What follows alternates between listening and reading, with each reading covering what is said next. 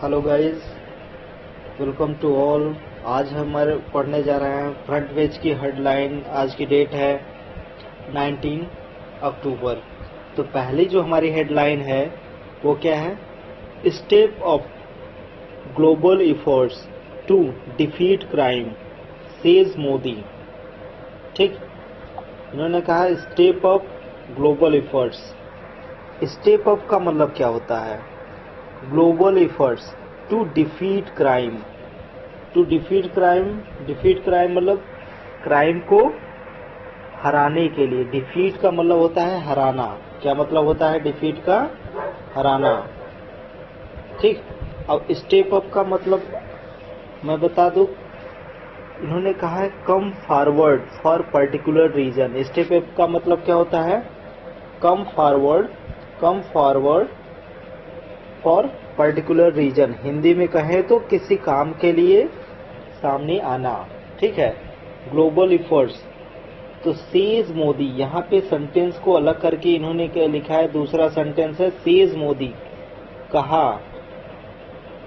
अब यहाँ पे प्रेजेंट इंडेफिनिट सेज से आपको लग रहा होगा कि ये प्रेजेंट इंडेफिनिट है, और मैंने आपको पहले ही बता चुका हूँ और आज के भी वीडियो में इसको फिर से दोहरा रहा हूँ कि प्रेजेंट इंडेफिनिट में जो सेंटेंसेस आते हैं, जो हेडलाइन होती हैं, उनको पास्ट इंडेफिनिट में मानते हैं। तो सेज को हम किसमें प्रधानमंत्री कहते हैं या प्रधानमंत्री ने कहा? तो आंसर आएगा प्रधानमंत्री ने कहा। क्या कि सामने आइए, ग्लोबल एफर्ट्स का मतलब होता है प्रयास। एफर्ट्स का मतलब क्या होगा? प्रयास।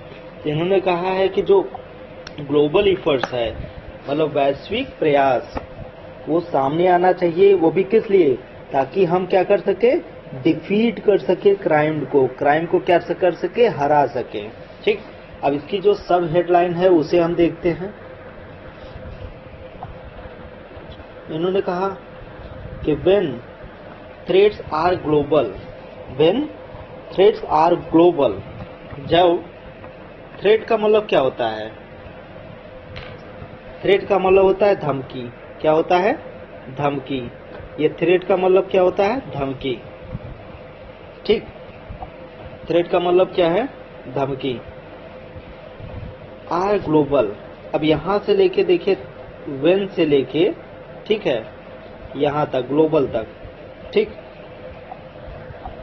थ्रेट से लेके व्हेन थ्रेट्स आर ग्लोबल, जब कभी, ठीक, खतरा जो है, थ्रेट्स जो है, थ्रेट का मतलब केवल धमकी नहीं होता है, थ्रेट का मतलब खतरा भी होता है। तो थ्रेट्स आर, जो खतरे हैं, ठीक है, आर, इसीलिए आर लगा हुआ है क्योंकि एक खतरे की बात नहीं कर रहे हैं, ये खतरों की बात कर रहे हैं कि जब खतरे जो हैं ग्लोबल स्तर के हों, मतलब वैश्विक हों, ठीक, सारे विश्व में हों, तो the response can not be just local. तो उसका ये जो प्रतिक्रिया है, रिस्पॉन्स का मतलब प्रतिक्रिया, वो क्या नहीं हो सकती? लोकल स्तर पे नहीं हो सकती। मतलब कि कहने का मतलब है कि अगर खतरा वैश्विक है तो केवल अकेले इस पे लड़ने से काम नहीं चलने वाला है। इस पे आप सभी को मिलकर काम करना होगा। ठीक, ये कंडीशन इन्होंने छोड़िए, अभी आप आगे पढ़ेंगे तो मैं इसके बारे में बताऊंगा। कंडीशनल सेंटेंस भी पढ़ाऊंगा, तब बताऊंगा इसे। अभी तो सिंपल से चलते हैं। ठीक, पहला हमारा काम होगा कि हमें इसे पढ़ना सीखना है। ईच नेशन का मतलब प्रत्येक देश। ठीक, सभी देश। इज वर्किंग, अब ये कौन सी लाइन का है? अदर्स की कैटेगरी में है। किस में है ये? किस में है आपका? अदर्स की कैटेगरी में है। किस में है? अदर्स की कैटेगरी में। कि each nation is working on strategies. कौन सी स्ट्रेटजीज? कि सभी देश क्या कर रहे हैं? काम कर रहे हैं ऑन स्ट्रेटजी। कौन सी स्ट्रेटजी? अगेंस्ट देम, इसके खिलाफ। मतलब जी, ये जो खतरा है ना, इसके खिलाफ सभी देशों की जो रणनीति है, स्ट्रेटजी का मतलब होता है रणनीति। ठीक, वो इसके खिलाफ है, मतलब इसके अगेंस्ट है। ठीक, इसके विरुद्ध है, मतलब कोई भी देश इसके सपोर्ट में नहीं है, सारे देश इसके इनकी सारे सभी देशों की जो स्ट्रेटजी है, रणनीति है, वो इसके अगेंस्ट है, ठीक। But what we do within our borders, लेकिन हम अपने बॉर्डर्स के अंदर क्या कर रहे हैं, इज नो लॉन्गर इनफ, उससे काम चलने वाला नहीं है, ठीक है।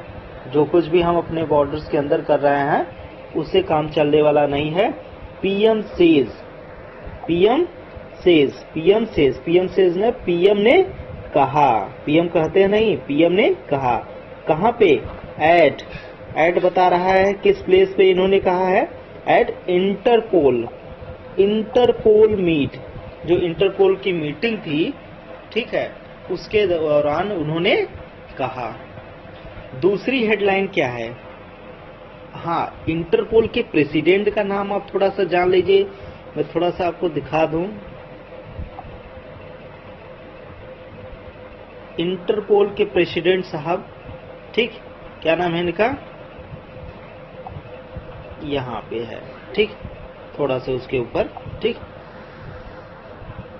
तो इंटरपोल के प्रेसिडेंट का नाम क्या है, प्रेसिडेंट अहमद नसर अल रायसी, अहमद नसर अल रायसी इंटरपोल के क्या है, प्रेसिडेंट है, अध्यक्ष है, ठीक। दूसरी हेडलाइन क्या है हमारी, जयललिता, जयललिता's डेथ, ठीक, जयललिता की मृत्यु। अब आप में से जिनको ये जानकारी नहीं है कि जयललिता कौन थी, तो मैं उनको बता दूं, वो तमिलनाडु की एक्स चीफ मिनिस्टर थी, जिनकी मौत 2016 में हो गई थी। कुछ अब उनकी मौत में कुछ संदेह हुआ था कि इनकी मौत नेचुरल नहीं है, तो हालांकि उनको हॉस्पिटलाइज किया गया था, हॉस्पिटल में ही उनकी डेथ हो गई थी, ठीक। उसी पे सीबीआई जांच चल रही थी, ठीक। तो probe panel index, probe panel, probe का मतलब मैं पहले भी बता चुका हूं और आज भी बता रहा हूं कि प्रोब का मतलब क्या होता है, जांच, पैनल का मतलब कमेटी, ठीक है। तो उसकी जो कमेटी गठित की गई थी ना, उसकी जांच करने के लिए इंडिक्स, उन्होंने इशारा दिया किस पर, शशिकला एंड अदर्स, मतलब शशिकला और किस पर, अदर्स पे, कुछ और लोगों पे। उन्होंने कहा कि जो उनकी नजदीकी थी, ठीक, शशिकला और कुछ अदर्स थे, उनकी तरफ इशारा दिया, मतलब उनकी तरफ इंडिकेट किया कि उनकी मौत के पीछे वजह कौन हो सकता है, शशिकला जो उनकी सहायक थी और कुछ अदर्स लोग, ठीक। अगली न्यूज क्या है, 6 पिलग्रिम्स, ठीक, 6 कौन, तीर्थयात्री, पिलग्रिम्स का मतलब होता है तीर्थयात्री, और कौन, पायलट, 6 तीर्थयात्री और पायलट किल्ड। अब देखिए यहां से यहां तक का ये किस कैटेगरी की हेडलाइन है आपकी, ये किस कैटेगरी की हेडलाइन है, ये आपकी 6 पिलग्रिम्स एंड पायलट, ये पूरा का पूरा हुआ सब्जेक्ट, और सब्जेक्ट के बाद क्या आ गया, किल्ड, वर्ब की थर्ड फॉर्म, कौन सी फॉर्म, वर्ब की थर्ड फॉर्म। तो ये किस में हो गया आपका, पैसिव वॉइस में। तो 6 तीर्थयात्री, पायलट, किल्ड, मारे गए, तो ये पैसिव वॉइस में है, इसीलिए मर गए नहीं, मारे गए।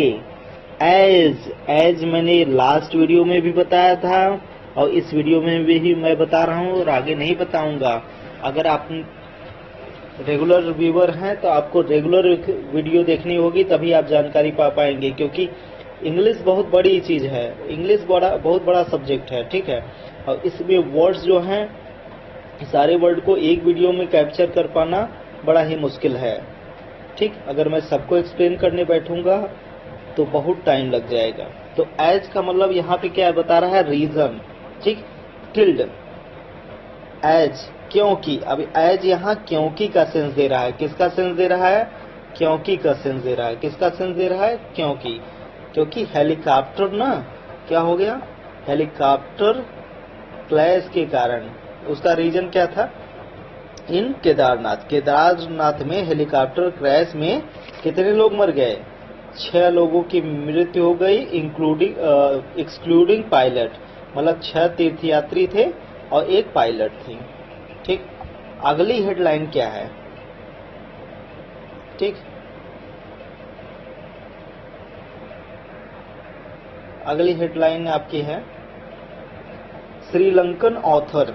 हाँ, एक आपके जीके करंट अफेयर की न्यूज है यहाँ पे। बुकर पुरस्कार, बुकर प्राइज कौन पाया? कहाँ के थे? श्रीलंका के ऑथर, श्रीलंका के लेखक, इनका नाम क्या है? ठीक, अब ये आपको, लेकिन मैं बता ही देता हूँ आपको। श्रीलंका के ऑथर जो हैं,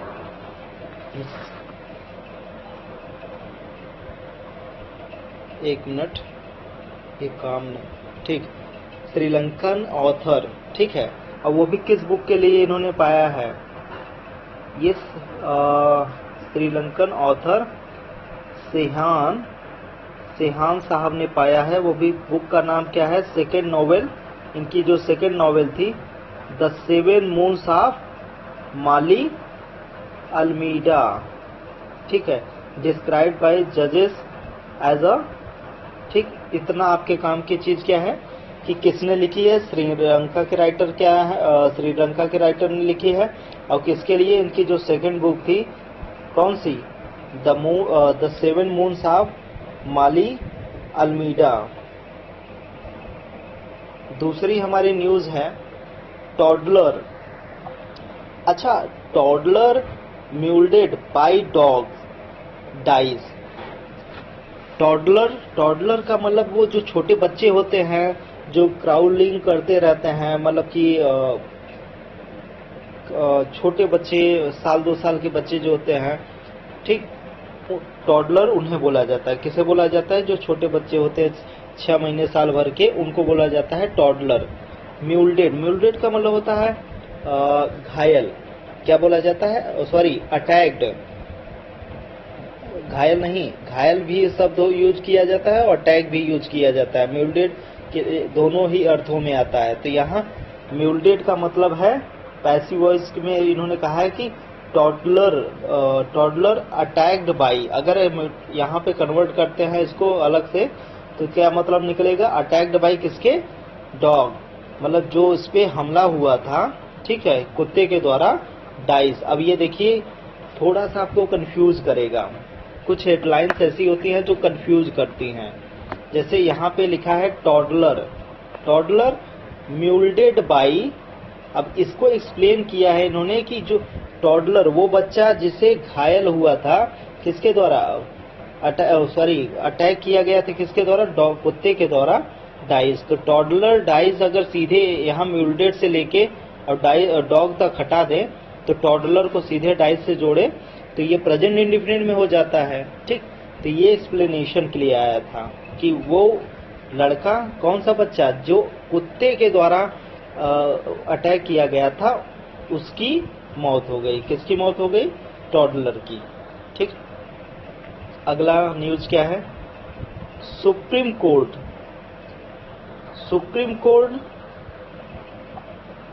जस्ट अ मिनट, हाँ, सुप्रीम कोर्ट, एचसी का मतलब सुप्रीम कोर्ट, एचसी का मतलब हाई कोर्ट।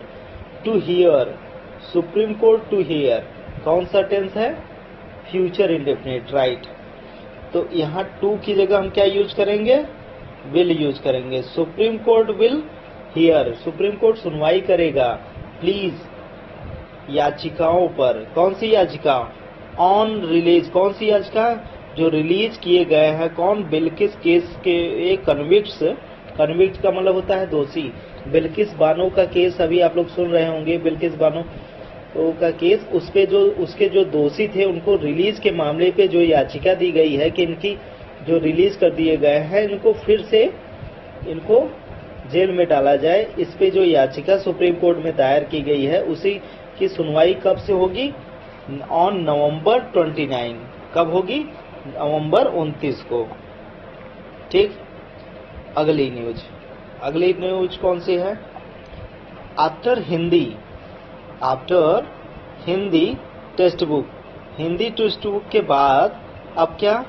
अभी आपने हाल ही में सुना होगा कि रिसेंटली मध्य प्रदेश गवर्नमेंट ने क्या किया है, MBBS के सिलेबस को, ठीक है, हिंदी में भी रिलीज किया है। ठीक, उन्होंने कहा है कि हिंदी बुक्स को, टेक्स्ट बुक को रिलीज करने के बाद अब धन्वंतरी पूजा इन मेडिकल कॉलेजेस, धन्वंतरी एक भगवान है, वो भी किसके भगवान, हेल्थ के भगवान, मतलब स्वास्थ्य के भगवान का नाम क्या है, धन्वंतरी। ठीक, उनकी पूजा कहाँ होगी, MP के मेडिकल कॉलेजों में अब धन्वंतरी, लॉर्ड धन्वंतरी की भी पूजा होगी। अगली न्यूज क्या है, TN house urge centre not to implement language panel report. TN house का मतलब तमिलनाडु के जो असेंबली है, हाउस बोला जाता है लेजिस्लेटिव असेंबली को, ठीक है, वहां की असेंबली ने क्या कहा, अर्ज का मतलब उर्दू वर्ड है, और लेकिन इसको इंग्लिश में कंसीडर किया जाता है, माना जाता है। कंसीडर का मतलब मानना।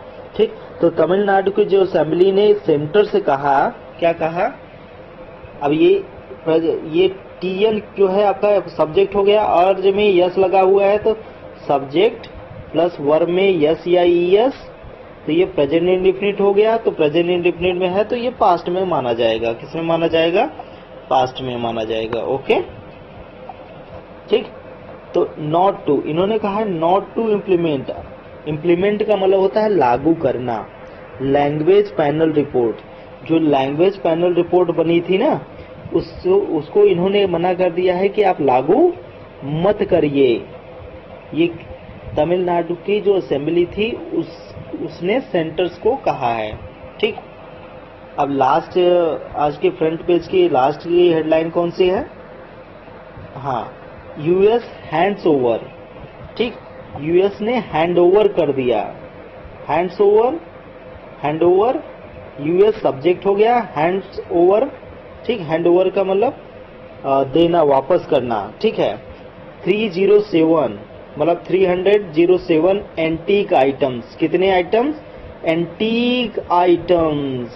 ठीक, उनको वैल्यूड मतलब जिसकी कीमत at nearly $4 million to India, किसको वापस किया है, US हैंड ओवर किस, to India.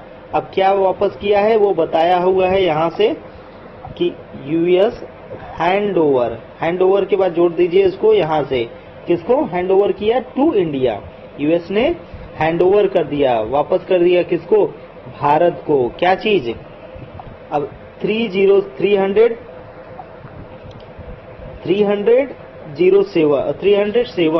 Antique items valued, जिसकी कीमत कितनी है, जिसकी